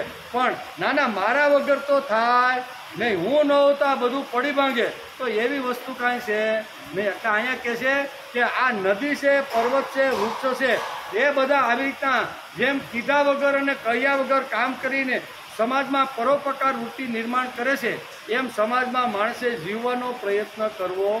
આ પ્રથમ ગુરુને નમસ્કાર કરીને આટલી વાતો અહીંયા યદુ રાજાને અત્યારે અહીંયા કોણ અવધૂત આવી રીતના સમજાવે છે. બીજો ગુરુ કોણ છે? વાયુ. કેવો? વાયુ. બીજા 24 ગુરુ છે ને, આપણે 24 ગુરુને આપણે યાદ રાખવાના છે. પ્રથમ પંચમહાભૂતોમાંથી પહેલા 5 ગુણ લીધા છે. કેવા? પંચમહાભૂત એટલે પૃથ્વી, વાયુ, આકાશ, અગ્નિ અને જળ. બરાબર ને? આ 5 એ પંચભૂત, એ 5 પહેલાં જ લીધા છે. પછી બધી કબૂતર ને જે કાંઈ સારિકાન જે કાંઈ બધું આવે છે ને, એ બધું પાછળથી લીધું છે. પણ પ્રથમ જે 5 જે ગુરુ જે બનાવ્યો છે ને, એ એણે આ બધાની વાત કરી. અને યદુ અત્યારે કહે છે કે બીજા ગુરુ મેં કોને ધાર્યા? મારો બીજો ગુરુ છે વાયુ. આ વાયુ છે ને, અત્યારે આપણે જો વાયુ થોડીક વાર ન હોય, પંખો ન હોય, કેવી રીતે આક્રમણ થાય કે ન થાય? એ એને ગુરુ બનાવ્યું. કેવી રીતે બનાવ્યો છે એ આપણે જરી સમજી લઈએ. પ્રાણવૃત્તે ન સંતોષ્યે મુનિવેશેન્દ્રિયો પ્રિય જ્ઞાનમ યથા નશ્યતે નાવકીર્યેત વાંગ્મન.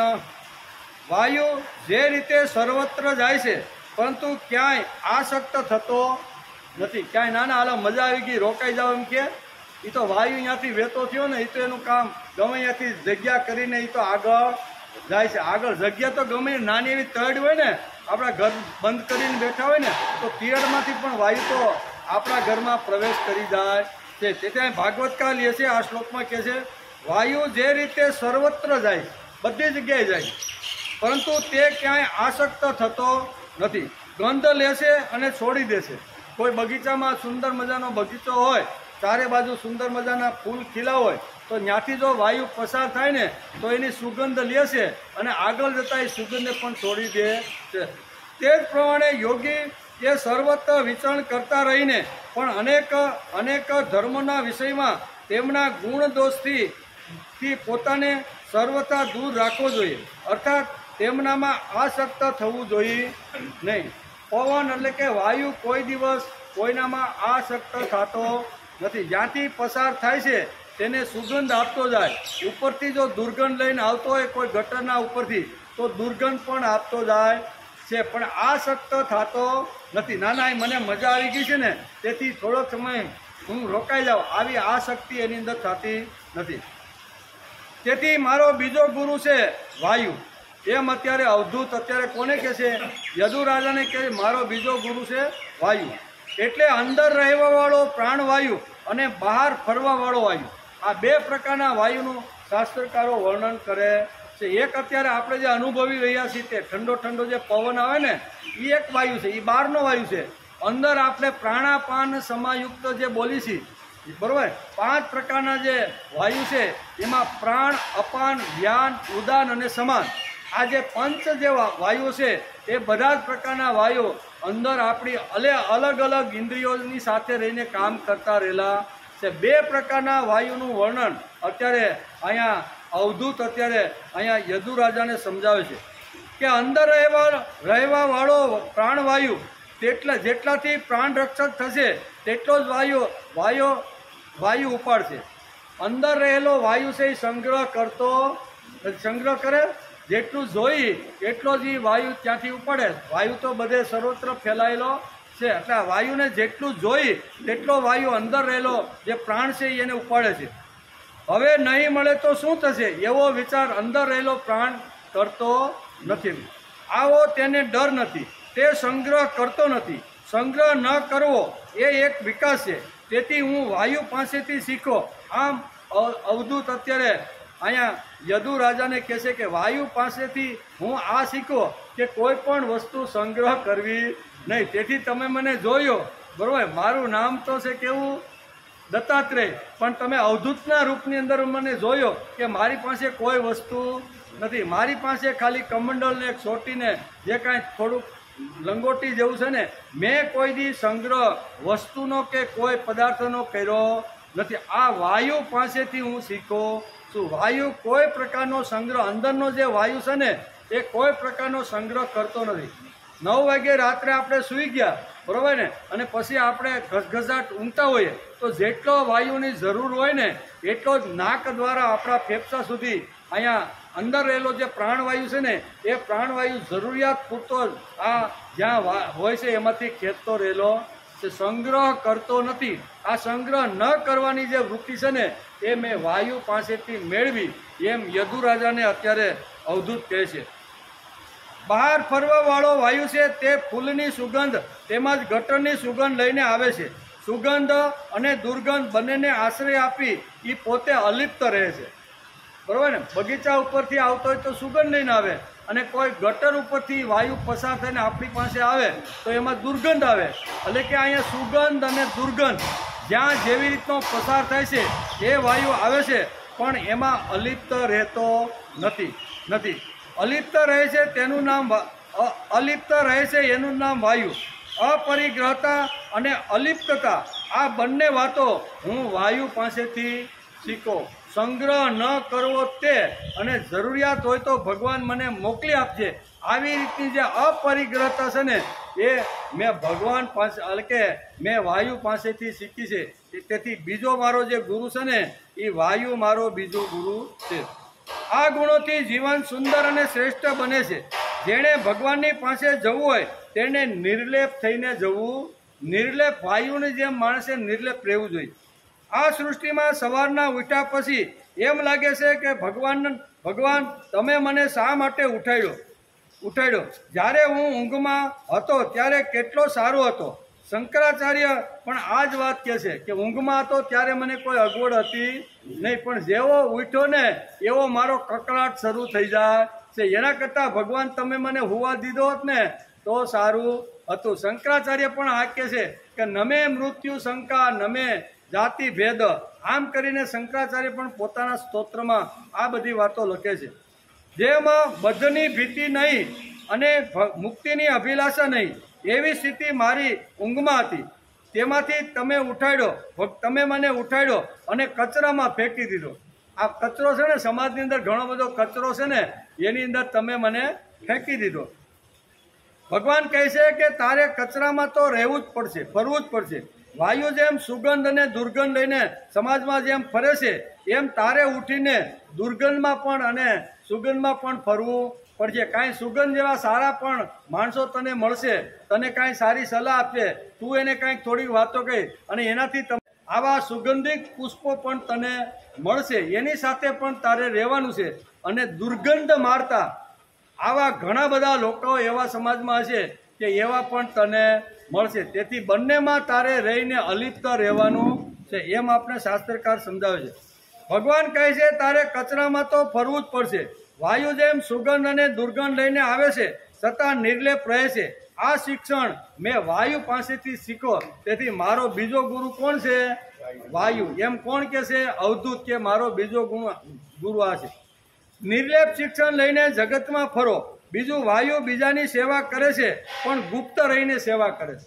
વાયુ બધું જો આટણ બંધ થઈ ગયું ને, પવન બંધ થઈ ગયો ને, પંખો આક્રમણ થવા માંડી જ નહીં, એ ગુપ્ત રહીને આપણી બધી સેવા કરતો રહેલો છે. આ ગુણ મેં એમની પાસેથી લીધો. માનવ જીવન ઉન્નત કેમ થાય તેમાં શું શું લાવવું જોઈએ, લાવવું પડશે તે સ્વયં ભગવાન એકાદશા સ્કંદના 7મા અધ્યાયની અંદર અહીંયા અવધૂત અને યદુ રાજાનો પ્રસંગ ઊભો કરી અને ઉદ્ધવને અત્યારે વાત સમજાવે છે. ડાયરેક્ટ અહીંયા ભગવાન ઉદ્ધવને કહેતા નથી કે હું તને આ જ્ઞાન અને જ્ઞેય બે વસ્તુ હું તને સમજાવું, પણ અહીં કહે છે કે આવી રીતના મેં એકવાર આવી રીતની એક વાત સાંભળેલી હતી અને મેં જે કાંઈ અનુભવ અને સાંભળેલું હતું એ હું તને અત્યારે સમજાવી રહ્યો છું. એમ કરી અને અત્યારે અહીંયા આ પ્રકરણ અત્યારે ભગવાન ઊભું કરે છે. કોનું? યદુ રાજા. એ કે અમારા પૂર્વજ, અમારા જે વંશજ હતા ને એમાં યદુ નામના એક રાજા થઈ ગયા. એ યદુ રાજાને એકવાર આવી રીતના અવધૂત મળ્યા અને અવધૂતને યદુ રાજાએ ઘણા બધા પ્રશ્ન પૂછ્યા અને એ મેં સાંભળ્યા.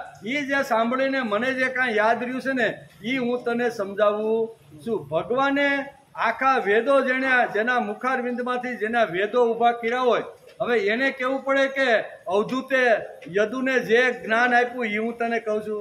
પણ ભગવાન આપણે કંઈક કહેવા માગે છે કે કોઈ પણ માણસની અંદર સંસ્કાર જો લઈ જવાનો હોય ને તો ડાયરેક્ટ હું કહું છું, મેં કીધું, મારું તમે માનો, મેં કીધા એ ગુણો ઉપાડો, તો કોઈ માણસ એ ગુણ ઉપાડવા તૈયાર નથી. પણ એની સામે એવી રીતની વાત મૂકી દઈએ આપણે તો એને શીરાની જેમ માણસને ઉતરી જાય કે વાત તો બરોબર છે. એકનાથનું ચરિત્ર એની સામે મૂકો, તુકારામનું ચરિત્ર મૂકો, નરસિંહ મહેતાનું ચરિત્ર મૂકો, મીરાબાઈનું ચરિત્ર મૂકો. આવા ચરિત્ર જો દ્વારા એને જો કહેવામાં આવે તો એ ચરિત્રમાંથી મારે કેવું બનવું, કેવું થવું, મારે કેવો જીવન વિકાસ કરવો એ માણસ તરત જ ઉપાડી લે છે. તેથી ભગવાન વિચાર કરે છે કે ઉદ્ધવને મારે સંસ્કાર આપવાના છે, શિક્ષણ આપવાનું છે અને ઉત્તમ ભક્ત છે અને એના કરતાં પણ ઉત્તમ ભક્ત મારે બનાવવાનો છે. તેથી એને ડાયરેક્ટ કહેવાના બદલે અહીંયા અવધૂત અને યદુને વચ્ચે ભગવાન લાવ્યા છે કે અમારા પૂર્વજ આવા એક યદુ હતા, અમારા કુળની અંદર એવા એક રાજા થઈ ગયા ને, આવો સુંદર મજાનો ઇતિહાસ કહી અને યદુ અને આવો સંવાદ ઊભો કર્યો છે. એટલે શાસ્ત્રકારો ઘણું બધું સમજાવે છે. વાયુ ગુપ્ત રહીને સેવા કરે છે. અવધૂત કહે છે કે આ ગુણો જીવન વિકાસમાં ઉપયોગી છે અને મેં આ ગુણો વાયુ પાસેથી મેળવ્યા. માનવ જીવન ઉન્નત કેમ થાય એમાં શું શું લાવવું જોઈએ, લાવવું પડશે તે બધું ભગવાને આ બધી વાત ઉદ્ધવને સમજાવી છે. તે પણ જેને અપરોક્ષા ભૂતિ થઈ છે તેવા ઉદ્ધવને કહે છે. યદુને અવધૂતે કહ્યું હતું કે હું તને કહું છું. ભગવાન પોતે કહે છે તેમ કહેતા નથી. આપણે તો મેં કહ્યું, મેં કર્યું આવું જ બોલતા રહીએ છીએ. આપણામાં અને ભગવાનમાં આટલો ફરક છે. ભગવાને આખા જેણે વેદ ઊભા કર્યા હોય એ ડાયરેક્ટ ઉદ્ધવને તત્વજ્ઞાન ન આપી શકે ને. આપણા જેવાને જો આપતા હોય તો એ આપી શકે, પણ ડાયરેક્ટ કીધું ને. એટલે ભગવાનમાં ને આપણામાં આટલો ફરક છે. આપણે અહમ બ્રહ્માસી સુધી પહોંચવાનો પ્રયત્ન કરવાનો છે. પહેલું પગથિયું છે હું માણસ છું. કેવું? આપણે માણસ બનવાનો પહેલા પ્રયત્ન કરો. પહેલો માણસ જ થવું જોઈએ. નહીં તમે એ હાણા પશુ જેવો છો, હકીકતે હોય માણસ અને આપણે શું કહીએ એ માણા થા માણા ભાઈ, તો એ માણા નથી. બે હાથ છે, બે પગ છે, નાક છે, સુંદર મજાનું શરીર છે, ખાય છે, પીએ છે, સંસાર કરે, માણા નથી. છતાં એને ઘણીવાર સમાજમાં ટોકીને કહેવું પડે એ ભાઈ તું માણા જેવું વર્તન કર. આવું કહેવું પડે કે નહીં? તો અહીંયા શાસ્ત્રકારો આપણે સમજાવે છે કે અહમ બ્રહ્માસી સુધી પહોંચતા પહેલા પહેલી 2 પગથીને માણસે પાર કરવી જોઈએ. એમાં પહેલી પગથી કઈ છે કે હું માણસ છું. નાહમ પશુ, નાહમ પક્ષી, અહમ મનુષ્ય.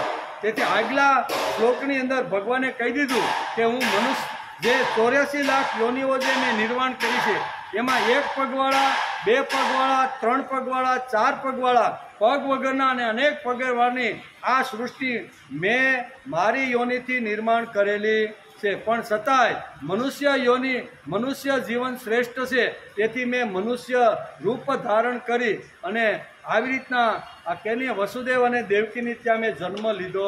આગલા શ્લોકમાં આપણે જોયું હતું. મનુષ્ય જીવન શ્રેષ્ઠ શા માટે છે એનો વિચાર આપણે કર્યો હતો. અહીંયા પણ ભાગવતકાર વેદવ્યાસ આગળ જતા આ જ વાત સમજાવે છે. પહેલા માણસ બનો કે હું માણસ છું, અને બીજી પંક્તિ આવે છે હું દેવનો એટલે કે ભગવાનનો માણસ છું. આ બીજી પંક્તિ. અને ત્રીજી અંતિમ જે પંક્તિ છે હું જ ભગવાન છું, અહમ બ્રહ્માસ્મિ.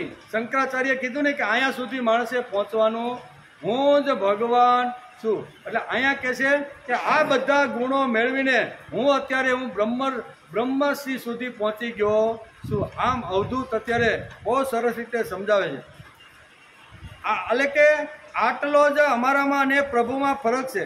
અમે બીજાનો વિચાર ઉપાડીએ છીએ અને આ મારો વિચાર છે એમ કહી દઈએ. લાવ્યા હોય ઉછીનું ક્યાંક વાંચ્યું હોય પણ પછી કે ના ના આ વિચાર તો મારો છે. તેથી આપણે વચ્ચે વચ્ચે પાંડુરંગ શાસ્ત્રીનું નામ એટલા માટે લઈએ છીએ કે હું અત્યારે જે કાંઈ બોલી રહ્યો છું ને કહી રહ્યો છું ને એ એનો વાંગમય વાંચ્યું છે, એના પ્રવચનો ખૂબ સાંભળ્યા છે અને એના પ્રવચનમાંથી જે કાંઈ આપને લાગ્યું ને એ બધું અહીંયા અનુસંધાને આપણે કહેવાનો પ્રયત્ન કરીએ છીએ. આમાં આપણું કાંઈ નથી. મહાપુરુષોના પુસ્તકો હોય કે શંકરાચાર્યના આવી રીતના પુસ્તકો હોય કે શ્રીમદ ભગવદ્ ગીતા હોય કે જે કાંઈ હોય એમાંથી વાંચ્યું, એમાંથી જે કાંઈ લેવાનો પ્રયત્ન કરીને આપણે કહેવાનો પ્રયત્ન કરીએ છીએ. અહીંયા આપણું કાંઈ નથી. આપણે તો બહારથી બધું લઈને આવ્યા છીએ અને એ જ વિચાર આપણે કહેતા રહેલા. તેથી કહે છે ઘણીવાર ઘણા લોકો બહારથી બધું લાવે અને વ્યાસપીઠ ઉપરથી કહે કે ભાઈ આ મારો વિચાર છે. પણ તારો વિચાર ક્યાંથી હોય? તારી પહેલાં તો અનેક વાત આ જ વાત ઘણા લોકોએ સમાજમાં કરી ચૂક્યા હોય છે. તો તારા પહેલાં કોઈ કીધું તો હશે ને?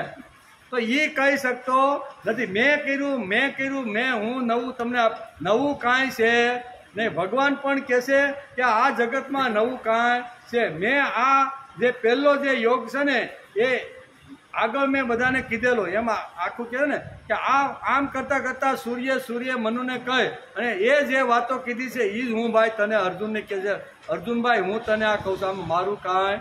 ભગવાન જો પોતે એમ કહેતા હોય કે આ યોગ મેં સૂર્યને કહ્યો, સૂર્યે વિવસ્વને કહ્યો, વિવસ્વએ મનુને કહ્યો અને મનુએ આવી રીતનો ઈશ્વાકુને કીધો. આ જે પરંપરા છે ને એમાં મારું કાંઈ નથી. આ તો આગળથી બધું આવેલું છે.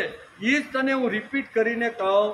ભગવાન જેવો ભગવાન જેણે ઉત્પત્તિ સ્થિતિ અને લય કરવાળો પણ જો આ બોલતો હોય તો એ ડાયો કે આપણું કોઈનું ઉછીનું લઈને વ્યાસપીઠ ઉપર લઈને આપણા નામે ચડાવી દઈએ આપણે ડાયા. આ વિચાર કરવાનો છે. તેથી કહે છે ભગવાનના પોતાના વિચારો હોવા છતાં પણ તે કહે છે કે મેં બીજા પાસેથી લીધું છે. ભાઈ મેં કાંઈ મારું ઘરનું નથી. અવધૂત ગીતા બહુ સુંદર છે. એટલે કે એ ઉદ્ધવ ગીતા પણ સુંદર છે અને ત્રીજી હંસ ગીતા. 3 ગીતા આ એકાદશા સ્કંદની અંદર ભાગવતકારે 3નું વર્ણન કર્યું છે. એમાં અત્યારે આપણે કેવી ઉદ્ધવ ગીતાનો વિચાર કરી રહ્યા છીએ. ઉદ્ધવ ગીતામાં આટલી બધી વાતો લખેલી છે. અવધૂત ગીતા બહુ સુંદર છે, તેને આપણે નમસ્કાર કરીએ છીએ. તે જીવન વિકાસ માટે આવશ્યક છે. એમાં સ્વયં ભગવાન એકાદશા સ્કંદમાં કહે છે કૃષ્ણ ભગવાન સામાન્ય લોકોને જીવનનું શિક્ષણ આપવા માટે અવતાર લઈને આવ્યા છે. તેમણે પ્રથમ નરદેહનું મહત્વ સમજાવ્યું છે કે ફરીને ન મળે એવો નરદેહ મેં ધારણ કર્યો છે અને સમાજમાં હર્યો છું ફર્યો છું, આમ ભગવાન પોતે જ કહે છે. છતાં પણ જો માણસ જો ઇન્દ્રિયોની પછવાડે પડે છે અને ફરે છે, ઇન્દ્રિય સુખને સર્વસ્વ સમજીને તેની પાછળ લાગતા હોય તો તે પશુ જીવન છે. ફક્ત ઇન્દ્રિયના સુખ માટે નહીં, એના કરતાં પણ બીજા ઘણા બધા સુખો છે. ઇન્દ્રિયના સુખની સાથે સાથે બીજા સુખો મેળવવાનો માણસે અનુભવ કરવો જોઈએ. એમાં ઘણા બધા આનંદના પણ સુખો છે. એકાગ્ર કરીને ભગવાનની અંદર મન પોરવી લેવાનું પણ એક આવી રીતનો એક જીવન છે. આ બધું માણસે કરવું જોઈએ. વિષયોનો ઉપયોગ એટલે કે ઉપયોગ લેવાનો છે, પરંતુ તેને સર્વસ્વ સમજવાવાળા લોકો પશુ છે. ફક્ત ઇન્દ્રિયોનું સુખ, બીજું સુખ એને જોતું નથી. ખાઓ પીવો અને મજા કરો, આના સિવાય જગતમાં કાંઈ છે નહીં. આ માનવ દેહ મળ્યો છે, ફરીથી મળવાનો છે કોને ખબર. એટલે માનવ જીવનમાં જેટલા સુખ સગવડતા ભોગવાય ને એટલા ભોગવી લ્યો. આવું જે વિચાર કરે છે ને ફક્ત આવો વિચાર એને પશુ કહેવામાં આવે છે. એમ કે નરદેહમાં સાધક બનવું હોય તો શું કરવું પડશે તેના બારામાં અવધૂતે જે કહ્યું છે તે ભગવાન પોતે જ કહે છે. ભાગવતકારે સુંદર ચિત્રણ કર્યું છે. અવધૂત કહે છે કે હું પૃથ્વી પાસે સમાવૃત્તિ શીખો છું, તેમ તેના સંતાપરૂપ પર્વતો વૃક્ષો નદી પાસેથી હું પરોપકાર શીખ્યો છે. તેવી જ રીતે વાયુના પણ બે પ્રકાર છે, એક અંદરનો પ્રાણવાયુ અને બીજો બાહ્ય વાતાવરણમાં ફરતો રહેલો વાયુ. બે પ્રકારના વાયુ છે એમ અવધૂત અત્યારે કહે છે. એ બંને વાયુ પાસેથી મેં કંઈક ને કંઈક ગુણો મેળવેલા છે. અંદરના વાયુને અમે શિક્ષણ આપ્યું છે કે પ્રાણ રક્ષક જેટલા વિષયો ભોગ લેવા જે સંગ્રહ કરવાની જરૂર નથી. અંદર જે 5 પ્રાણ છે ને, પ્રાણ, અપાન, વ્યાન, ઉદાન અને સમાન, એ આપણા શરીરના જે ઇન્દ્રિયો છે એ ઇન્દ્રિયોની અલગ અલગ આ બધા પ્રાણ કામ કરતા રહેલા છે. એ જે પ્રાણો છે, 5 પ્રાણ અંદર રહેલા જે કામ કરે છે, એને જેટલી જરૂરિયાત હોય એટલું જ રાખે છે, એનો સંગ્રહ કરતા નથી. અવધૂત કહે છે કે અંદર રહેલો જે પ્રાણવાયુ છે એની પાસેથી સંગ્રહ વૃત્તિ ન રાખવી અને ભગવાન ઉપર વિશ્વાસ રાખવો. મને જ્યારે જરૂર હશે ને ત્યારે ભગવાન ખપેડા ફાડીને પણ મને મોકલશે. આ વિશ્વાસ મને વાયુ પાસેથી મળ્યો છે. આ વાયુનો ગુણ છે. અવધૂત કહે છે કે હું પૃથ્વી પાસેથી આ શીખો. વાયુના પણ કેટલાક પ્રકાર છે. બીજું, વાયુ પાસે નિર્લપતા છે. ફૂલની સુગંધ અને ગટરની દુર્ગંધ હોય છે, પણ એમાંથી એકનો પણ વાયુને સ્પર્શ થતો નથી. એ કે ના સુગંધ મળી છે તો બગીચામાં રોકાય છે? કોઈ દી રોકાતો નથી. નાના સરસ મજાનો બગીચો, ગુલાબના ફૂલ છે અને સરસ મજાની સુગંધ આવે છે, હવે આગળ આપણે જવું નથી. આવું વાયુ વિચાર કરતો નથી. તેવી રીતે ગટારમાંથી પણ પસાર થાય છે તો ત્યાં પણ રોકાઈ જતો. અલિપ્ત રહેવાનો જે ગુણ છે ને એ મને વાયુ પાસેથી મળ્યો. આવું અવધૂત અત્યારે રાજાને કહે છે. આવી નિર્લેપતા અસંગ હું વાયુ પાસેથી શીખો છું. વિષયોમાં ફરીને પણ તેનો કચરો મને ન લાગવો જોઈએ. આ દેવી વર્ણન ભાગવતકાર વેદવ્યાસે કર્યું છે. ગમે તેટલા કચરામાં ફરું પણ એની અસર મારા ઉપર થવી જોઈએ નહીં. કચરા પાસે બેસું તો મારા જે ગુણ છે ને એ એની ઉપર થવા જોઈએ. આવું વાયુ આપને શીખવાડે છે. જેણે અમારું જીવન સમૃદ્ધ બનાવ્યું છે. ઋષિઓ, અવતારો વગેરે માનવી દેહ લઈને આવ્યા અને તેમણે અમારું જીવન સમૃદ્ધ બનાવ્યું છે. માનવેતર દેવતાઓએ પણ અમારા જીવન ઉપર અપાર કૃપાનો વરસાવ વરસાવ્યો છે. બધા દેવતાઓ છે ને, વાયુદેવ પણ દેવતા છે, વરુણદેવ પણ એ દેવતા છે, આ બધા અગ્નિદેવ બધા દેવતા છે ને. આ બધા દેવતાની કૃપાને હિસાબે તાગડ ધીગડ કરીએ છીએ. અત્યારે જે આ દેવતા કયો છે, વરુણ દેવતા છે ને, એ વરુણ દેવતા જો આપણા ઉપર કૃપા ન કરે તો આપણી હાલત શું થાય છે. એટલે અહીંયા ભાગવતકાર પણ અહીંયા બધા જ દેવતાઓને યાદ કરતા લખે છે. દેવતાઓ પણ અમારા જીવન ઉપર અપાર કૃપા વરસાવે છે, તેમાં અમને સંદેહ નથી. સજીવ નિર્જીવ સૃષ્ટિ પર માનવી જીવન પોસાયું છે. અમારી આદિ વયોવૃદ્ધ શિક્ષિકા હશે તો એ આપણી પ્રકૃતિ છે, બરાબર ને. આપણી મોટામાં મોટી શિક્ષિકા કોઈ હોય ભણાવવાળી તો કોણ છે? આ પ્રકૃતિ. પ્રકૃતિ એટલે એમાં પૃથ્વી આવે, વાયુ આવે, આકાશ આવે, પછી આ વૃક્ષ આવે, વનસ્પતિ આવે, વહેતા રહેલા ઝરણા, પર્વત, આ બધું શેમાં આવે? એ પ્રકૃતિની અંદર આવે છે. પ્રકૃતિ આપણે બધું શિક્ષણ આપતી રહેલી છે, લેતા આવડવું જોઈએ. એમ કે ઋષિઓ એટલે કે બધું તેમની પાસેથી શીખ્યા છીએ. પર્વતો પાસેથી સ્થૈર્ય શીખ્યા, પુષ્પો પાસેથી સુગંધ શીખ્યા, વૃક્ષો પાસેથી પરોપકાર અને સ્થિરતા શીખ્યા. પ્રકૃતિએ અમારું જીવન પોષ્યું છે. માનવ દેવતાઓએ અમારું જીવન સમૃદ્ધ કર્યું છે, તેમાં સંદેહ નથી. પરંતુ માનવેતર દેવતાઓએ પણ અમારું જીવન સમૃદ્ધ કર્યું છે.